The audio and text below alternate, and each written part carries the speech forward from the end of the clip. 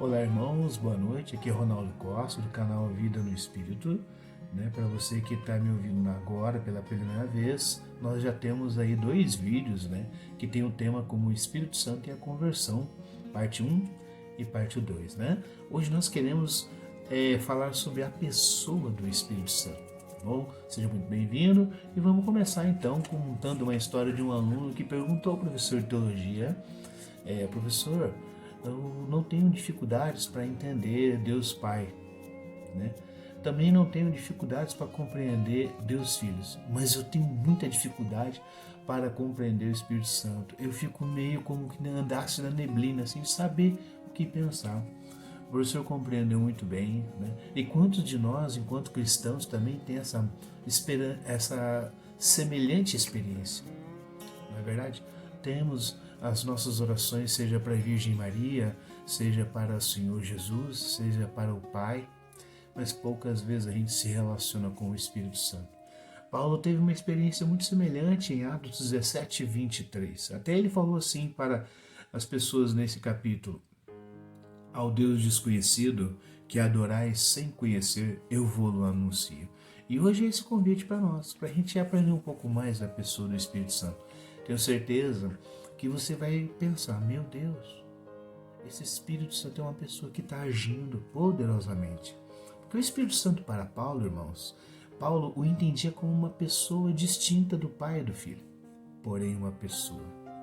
É interessante você pensar que também você percebe pelas cartas paulinas que o Espírito Santo é o agente da atividade de Deus.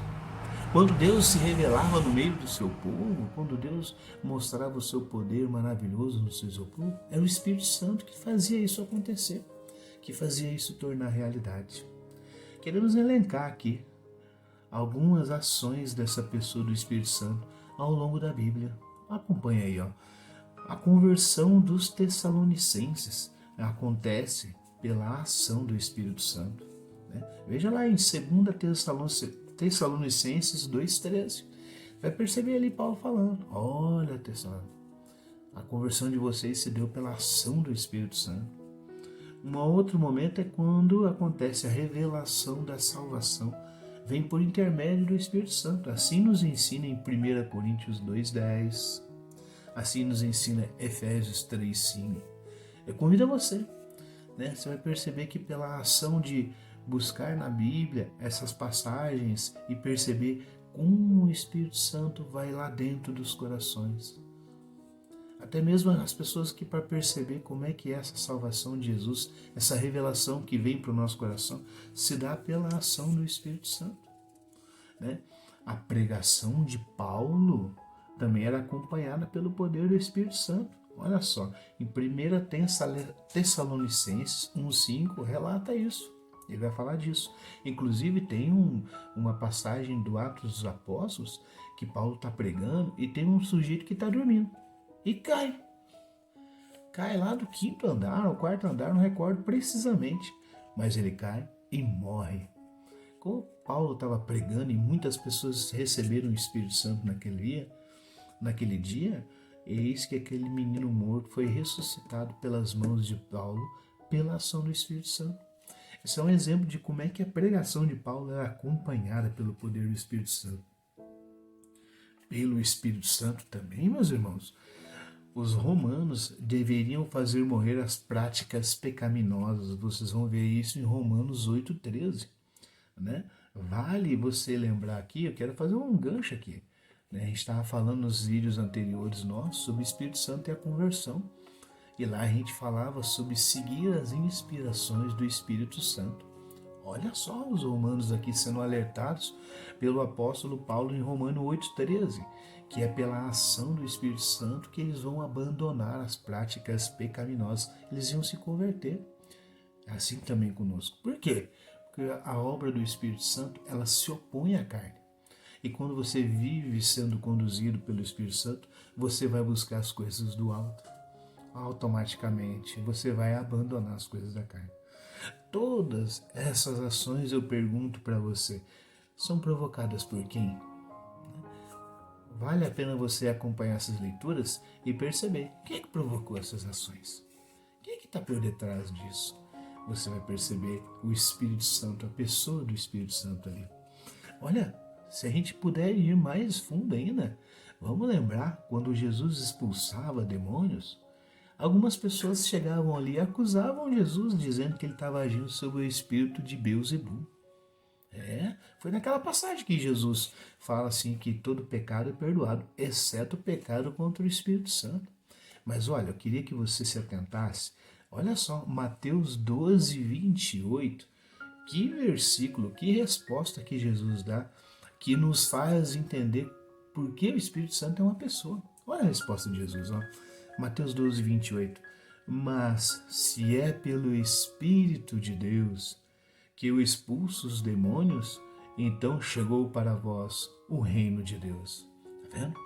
Até mesmo Jesus nos certifica da pessoa do Espírito Santo.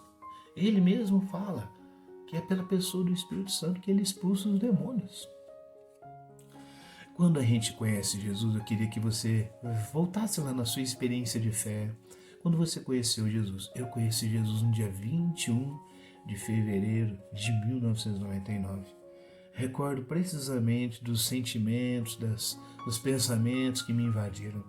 Mas olha só, quando a gente conhece Jesus, quando a gente conhece o imenso amor de Jesus, quando a gente conhece o perdão dos pecados que a gente tem, ouvindo da própria boca de Jesus, quando a gente tem aquela paz que excede a todo entendimento, só tem essa paz que um dia conheceu-se Jesus. Né? São Paulo chama isso de batismo. Sabe aquela sensação que a gente teve quando a gente encontrou Jesus? Aquilo foi o seu batismo. Foi o momento em que o Espírito Santo colocou para você a realidade de um Deus que te ama muito e que de tal forma amou a gente que nos enviou seu Filho. E o seu Filho nos perdoou na cruz, e assim a nossa salvação aconteceu na nossa vida.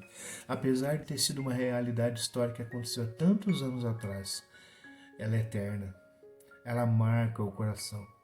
Nosso coração ainda não pulsava naquela época, mas aquele acontecimento ficou eterno, a ponto de alcançar o nosso coração, que hoje vive aqui, que hoje pulsa aqui. Olha só como é que em Tito 3,5 diz assim: os cristãos são salvos mediante o batismo pelo Espírito Santo que Deus derramou sobre eles. Essa é a experiência que a gente tem. Eu tive nesse dia que eu falei para vocês. Certamente você que me ouve e teve sua experiência de encontro com Jesus, você não sabe explicar. Mas vem à tona o amor dele. Vem à tona a salvação dele. Vem à tona a sua miséria, o tanto que você é pecador e o tanto que a graça dele é imensa. E lava a gente de todo pecado. É isso que está falando. Mediante o batismo pelo Espírito Santo, os cristãos são salvos, porque Deus derramou sobre nós o Espírito Santo.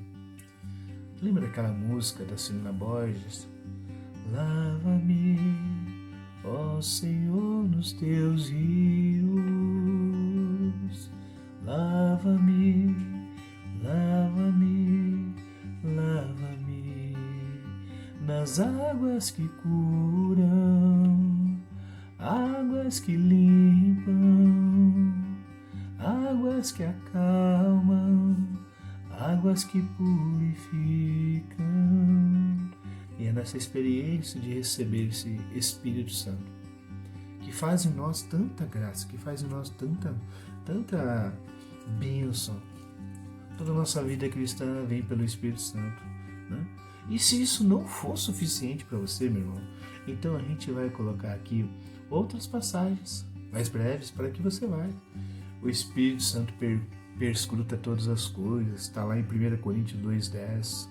O Espírito Santo conhece a mente de Deus, 1 Coríntios 2,11. O Espírito Santo ensina o Evangelho aos cristãos, 1 Coríntios 2,13. O Espírito Santo habita dentro do cristão e entre os cristãos, 1 Coríntios 3,16 e Romanos 8,11. O Espírito Santo dá vida àqueles que acreditam, 2 Coríntios 3,6. O Espírito Santo clama dentro do nosso coração, Gálatas 4,6. O Espírito Santo guia a gente nos caminhos de Deus, Gálatas 5,18, Romanos 8,14. O Espírito Santo tem desejos que se opõem à carne. Gálatas 5,17. Olha só, o Espírito Santo como é que se revela, essa pessoa do Espírito Santo. São tantas ações, meus irmãos, que testificam que o Espírito Santo é uma pessoa e a sua ação é eficaz. Olha só, gente, como essa ação do Espírito Santo é eficaz na nossa vida. Ela é muito eficaz. O Catecismo da Igreja Católica, no parágrafo 828, diz assim: ao canonizar, isto é, proclamar solenemente que esses fiéis praticaram heroicamente as virtudes e viveram na fidelidade à graça de Deus, a Igreja reconhece o poder do Espírito Santo que está no fiel e sustenta a esperança dos demais irmãos, propondo como modelos e intercessores. É assim, meus irmãos. A Igreja reconhece que o Santo, ele é um resultado dessa ação poderosa do Espírito Santo naqueles corações que são dóceis, naqueles corações que seguem as inspirações do Espírito Santo. São Hipólito dizia assim: a Igreja é o lugar onde floresce o Espírito Santo. Vamos terminar essa nossa reunião de hoje fazendo um ato de consagração ao Espírito Santo. Rezemos juntos, em nome do Pai, do Filho e do Espírito Santo. Amém. Recebei, Espírito Santo, a consagração que vos faço de mim mesmo nesse dia, através do Imaculado Coração de Maria, para que com ela vos digneis ser doravante em cada um dos instantes da minha vida, em cada uma de minhas ações, o meu diretor e guia. Abandono-me sem reserva à vossa ação santificadora e quero ser dócil às vossas inspirações. Dignai-vos formar-me por Maria, segundo o perfeito modelo de Jesus Cristo. Glória ao Pai, glória ao Filho Redentor, glória ao Espírito Santificador. Amém. Boa noite, meus irmãos. Fiquemos na presença de Deus que é Pai, Filho e Espírito Santo.